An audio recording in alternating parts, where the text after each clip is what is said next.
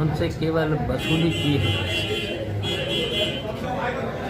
वसूली कर करके तो इस एक पे आ गए। तो अब तो दौलत की बेटी हैं तो उनको कोई परवाह नहीं है दलितों की और उनकी कोई, तभी तो उनका स्थिति जो 22 तारीख को प्राण प्रतिष्ठा है, बड़ी जोर शोर से अयोध्या में बड़ा जलसा मनाया जा रहा है और तमाम तरह की चर्चाएं भी हैं कि विपक्षी जो है वो पसंद नहीं करते हैं, कभी ब्रजेश पाठक आरोप लगाते हैं तो कभी इस तरह से। और भी देखिए वो भारतीय जनता पार्टी का राजनीतिक 22 तारीख को कार्यक्रम है, तो वो देखिए राजनीतिक कार्यक्रम में तो विपक्ष के लोगों को जाना नहीं है। उसके 22 के बाद सर चारों शंकराचार्य, अरे एक मिनट रुक जा। 22 के बाद मैं परिवार के साथ कौन है? जाएंगे, दर्शन करें। अच्छा, हम लोग तो भगवान राम को मानते हैं, कृष्ण को मानते हैं और जितने भी भगवान हैं सबको मानते हैं। लेकिन ब्रजेश पाठक कह रहे हैं कि जो राम के नहीं हुए वो कृष्ण के नहीं हुए, तो फिर वो कैसे यदुवंशी हो सकते हैं? इसमें हमें सफाई थोड़ी है।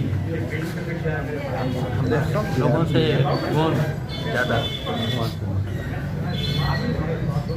हम लोगों से ज़्यादा कौन? ये लोग तो देखिए बस बोलते हैं विभाग चल नहीं रहे, विभाग में चल नहीं रही है, डिप्टी चीफ मिनिस्टर लोगों की चल नहीं रही है, स्वास्थ्य सेवाएँ वेंटिलेटर पर लाती हैं, अस्पताल में दवाई नहीं है, और उसी तरीके से दूसरे हैं बड़बोले हैं। पहले एमपी का चुनाव हारे, फिर एमएलए का चुनाव हारे हैं। तो इस तरीके से देखिए ये लोग हारे हुए लोग हैं, और फिर जब आएगा चुनाव 2024 का तो फिर सामने आ जाएगा। समाजवादी पार्टी का जो प्रतिनिधि मंडल है वो राम मंदिर कब जाएगा और कितने लोग जाएंगे आपके साथ में, राष्ट्रीय अध्यक्ष जी के साथ में? 22 के बाद हम लोग मैं परिवार के जाएंगे। समाजवादी पार्टी कार्यकर्ताओं को क्या संदेश है लोकसभा चुनाव को लेकर के पूरे प्रदेश भर के?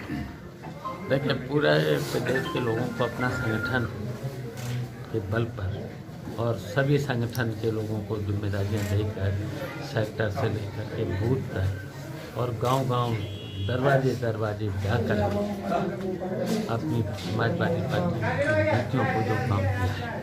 अब भारतीय जनता पार्टी के लोगों ने 10 साल में होने जा रहे हैं, कहीं पर भी काम बता दो, इटावा में कहीं काम बता दो, महंगाई कहाँ जा रही है, बेरोजगारी कहाँ जा रही है, भ्रष्टाचार चरम सीमा पर, कहीं पर काम और कहीं विकास का काम नहीं। उत्तर प्रदेश की सड़कों का तो देख ही लिया है कि 5 साल में केवल गड्ढा मुक्ति और गड्ढा मुक्ति में 40,000 करोड़ रुपया लग चुका है और गड्ढा अभी तक नहीं बना है। कितना बड़ा घोटाला है गड्ढा मुक्ति में। इतने में तो पूरे उत्तर प्रदेश के एक लेपन हो जाता, पूरे गड्ढा भरने की फिर जरूरत थी। अगर 40,000 करोड़ रुपए में तो पूरे उत्तर प्रदेश की सड़कों पर एक कोर्ट हो जाता। जो इस तरीके से इनका केवल भ्रष्टाचार, बिजली कितनी महंगी और छापे अलग, वसूली अलग। ये उत्तर प्रदेश, ये सरकार से ज़्यादा भ्रष्ट सरकार शायद मैंने तो अभी तक नहीं देखी। कहीं भी कार्यालय में जाओ बिना पैसे रिश्वत के, पुलिस में, तहसील में, थाने में, सवेरे से शाम तक केवल उगाही हो रही है। आरोप लगा रहा है राम मंदिर में कि कार सेवकों पे गोली समाजवादियों ने चलवाई थी, तब उनकी सरकार थी, तो अब ये इस तरह से अब राम की बात भी करने लगे, मंदिर की बात करें। इस आरोप को कैसे आप देखिए? संविधान की रक्षा की गई थी, कोर्ट के आदेश का पालन हुआ था, कोर्ट के आदेश का पालन। ये तो झूठ बोलते हैं, भारतीय जनता पार्टी के केवल झूठ बोलते हैं। बताइए कोर्ट का आदेश का पालन हुआ था, संविधान की बस रक्षा हुई। जबरदस्ती वहाँ पर जब कोर्ट का स्टे था, यथास्थिति बनाए रखनी थी, तो बताओ वहाँ पर जो विवादित ढांचा था, जो वादी मस्जिद थी, तो बताओ उस पर जब इन लोगों ने तोड़ा था, तो वहाँ के प्रशासन की जिम्मेदारी थी इस कोर्ट के अनुसार यथास्थिति बनाए रखनी थी। तो किसने उस पर तो संविधान के उल्लंघन किया? किसने कोर्ट के आदेश का उल्लंघन किया? उनके खिलाफ तो कार्रवाई होना चाहिए था। कार्रवाई नहीं करते हैं। ऐसे ये देखिए, कार्रवाई नहीं करते हैं। और यहाँ बताइए, पूरी की संस्थाएं, जितनी मुनाफे की संस्थाएं थी, सब पर कब्जा है। जिन्हें पूंजीपतियों, कुछ ही पूंजीपतियों, केवल 2 पूंजीपतियों को बढ़ाने का काम हो रहा है उत्तर पूरे देश में। राम मंदिर की प्राण प्रतिष्ठा हो रही है, लेकिन देश के शंकराचार्य और तमाम सनातनी इस बात का विरोध कर रहे हैं कि अधूरा राम मंदिर बना हुआ है।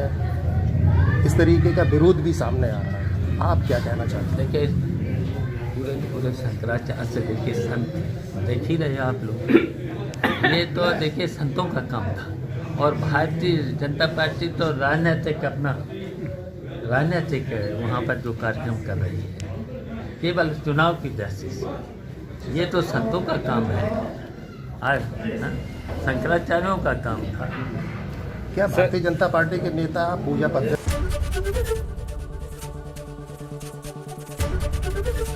एबीपी गंगा, खबर आपकी, जुबान आपकी।